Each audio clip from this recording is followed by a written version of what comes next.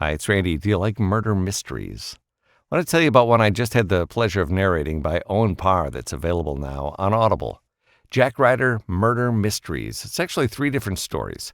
The Case of the Dead Russian Spy, Murder Aboard a Cruise to Nowhere, and Murder at the Beach Cove Hotel.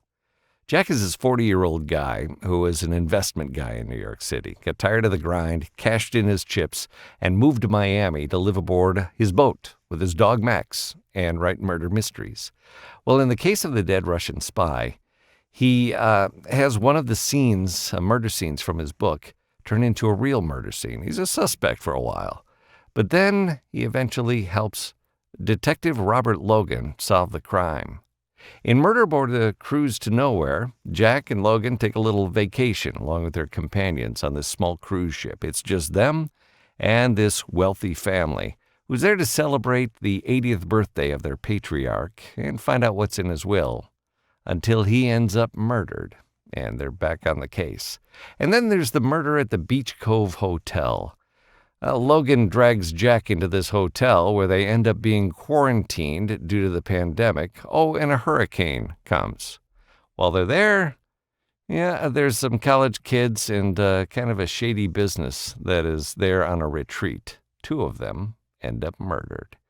And Jack and Logan need to solve the murder mystery before everybody gets out of quarantine during the hurricane. Really good stories. Owen always does a great job of writing. Great characters. Really enjoyed narrating. Check out Jack Ryder Murder Mysteries on Audible. Here's some samples. Let's pay a visit to Deepak Markov first, I said to Logan as we entered the elevator. Logan pushed the button marked 18. It's a bit early, don't you think? I looked at my watch. 6:45. Good. We'll wake his ass up. After knocking on Unit 18C a few times, we heard a faint, "Who is it?" "Miami Beach Police," Logan replied. We heard the locks being turned on the front door.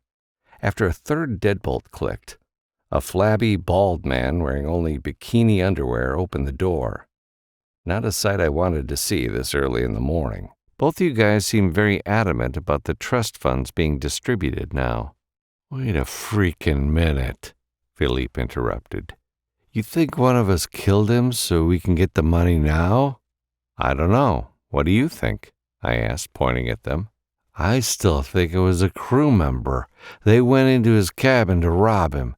Dad woke up and the person panicked and killed him, Philippe replied. Perhaps a valid point. But Gustav would have screamed or said something when he saw his attacker, yet no one heard a sound from his cabin. My theory was still that a member of this family walked in as Gustav slept and proceeded to stab him to death. Here, please hurry. Juan lay in his bed, bleeding heavily from his stomach, his hands pushed down on the wound, with blood trickling through his fingers. He was alive, but breathing heavily and in a state of shock. The blood streamed onto the white bed sheets. What do I do? Juan asked between gasps of air. Don't touch it, Logan screamed. Logan glanced at me. Get me towels, lots of towels. I need to put pressure on this wound. I moved quickly to the bathroom, pulled 2 white towels from the rack, and stuffed them in his hands. Here, man, I'll get bandages. Logan was trying to stop the bleeding before applying the bandages, but it was a losing battle.